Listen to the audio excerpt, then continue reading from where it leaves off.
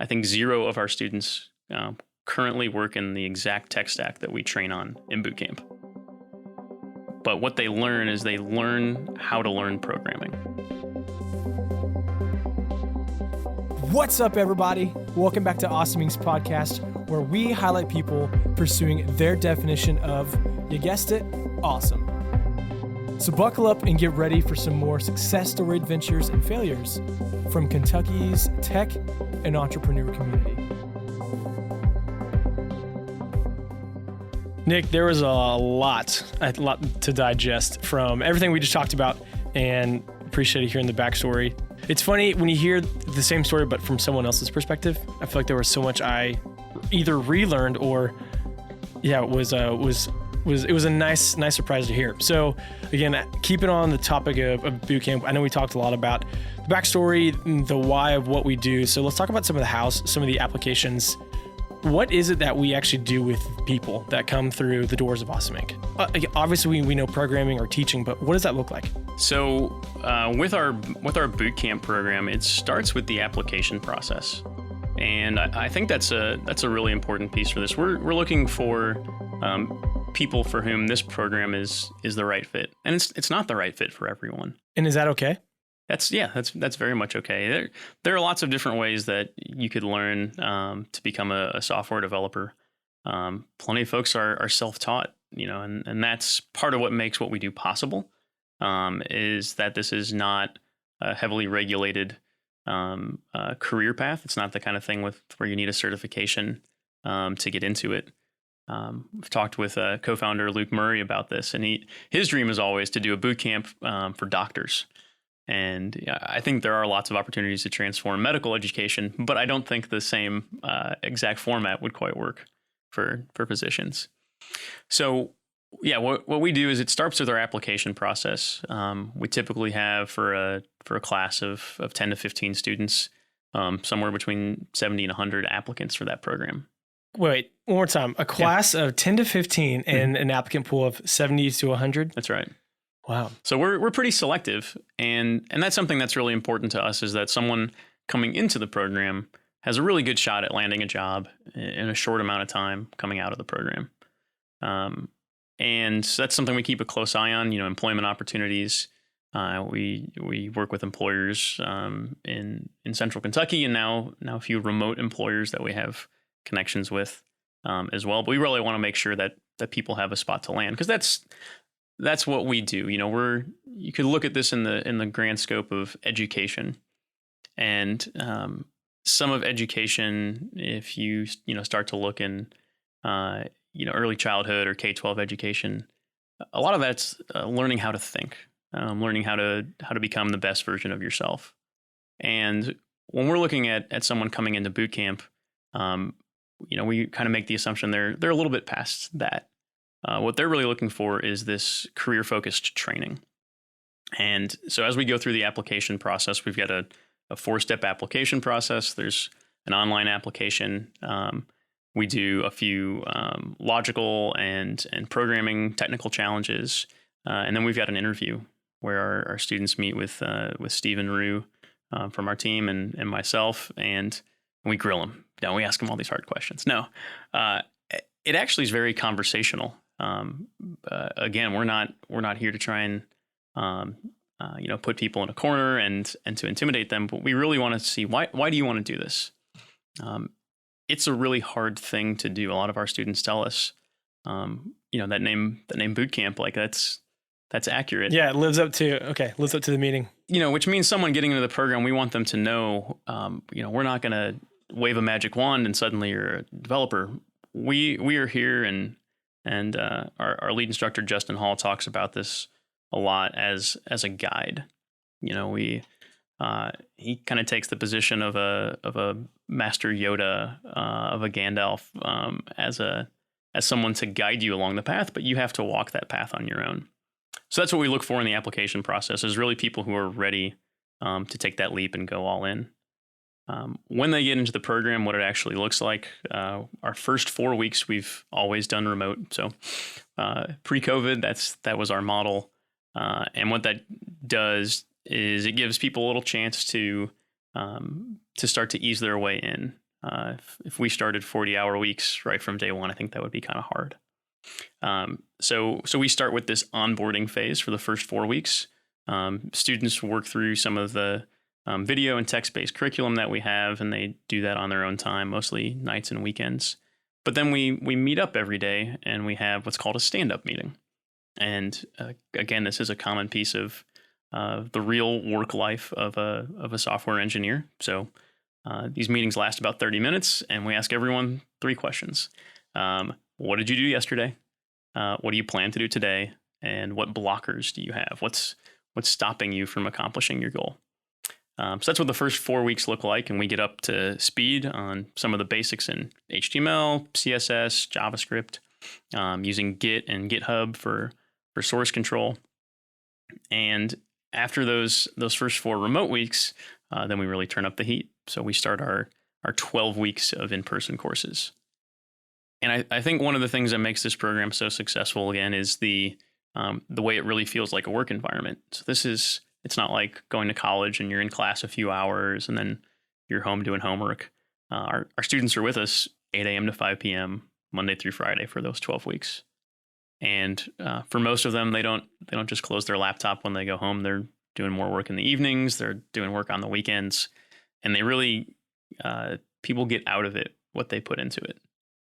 And the way we're able to condense all this into such a short period of time is people really do spend a lot of time. This is their one thing, for those 16 weeks in the program. So how'd you guys come up with the breakdown of the boot camp? Because again, I know we talked about MobileX. Hey, the one day workshop wasn't the best revenue stream. Mm-hmm.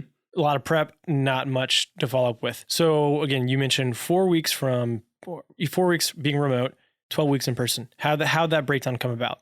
Yeah, so when we first started the program, we didn't do the first 4 weeks remote. We didn't really have interaction. Gotcha. We sent out what we call pre-work, and so it was kind of a summer reading assignment, and we asked our students to do that entirely on their own. We now do still have some pre-work. It's much more basic, and students can start on that once they're accepted. But we realized the accountability is one of the biggest things that we provide.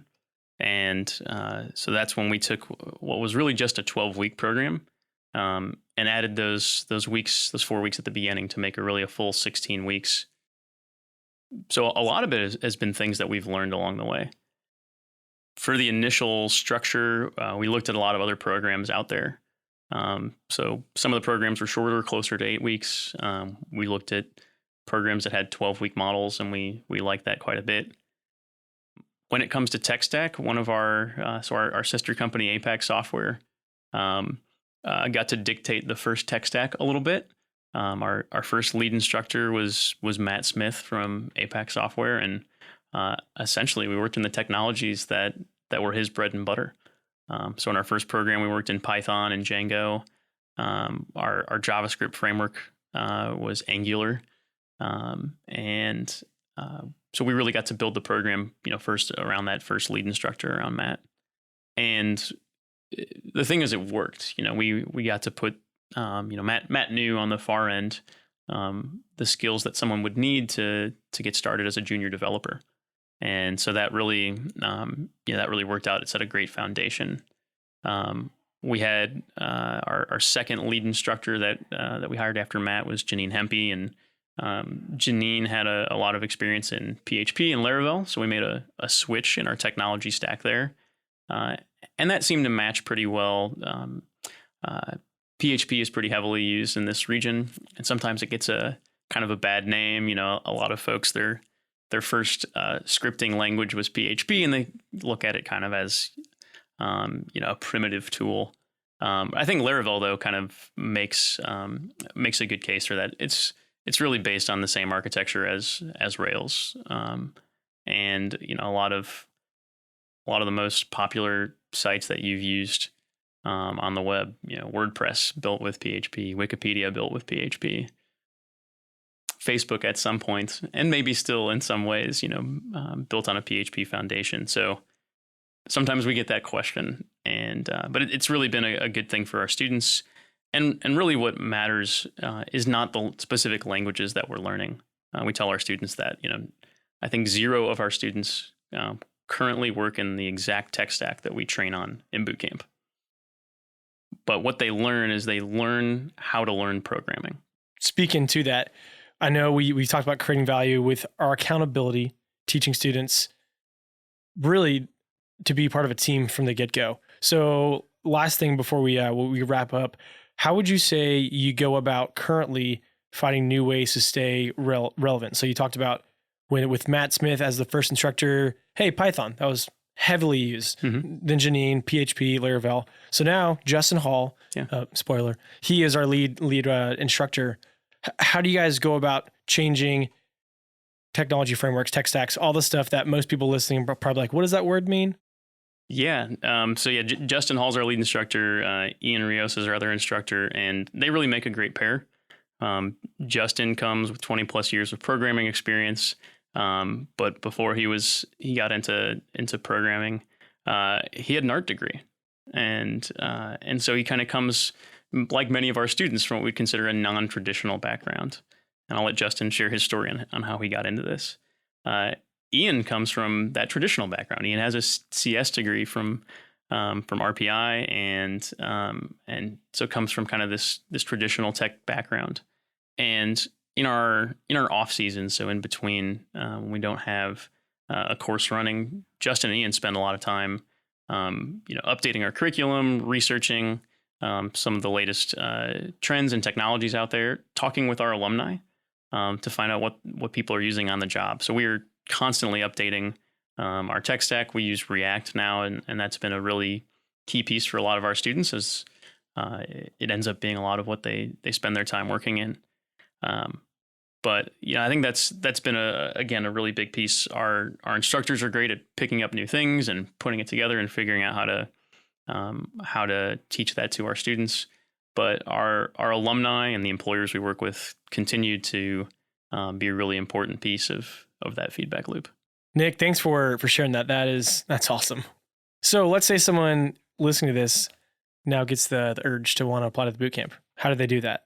Yeah, so if you go to our website, awesomeinc.org/bootcamp, you can find more information on the bootcamp program, and there's a link there to apply. So that's the best way to get started. And really, it starts with a conversation. So even if you're not sure if this path is right for you, we always encourage people to apply, to go through the process. And we hope even if someone decides not to go to bootcamp or chooses a different program, that application process is a helpful part of informing them and making their decision.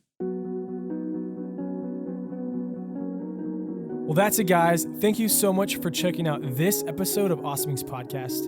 And another quick thank you to Lee Rosevere and a few members from our community who provide the music that you hear in this show. Lastly, give us a follow on Instagram, Facebook, all that jazz. Or even better, come on down to our space. Come be a part of our community and get plugged in, and let's start something awesome together. You guys rock. We'll see you next time.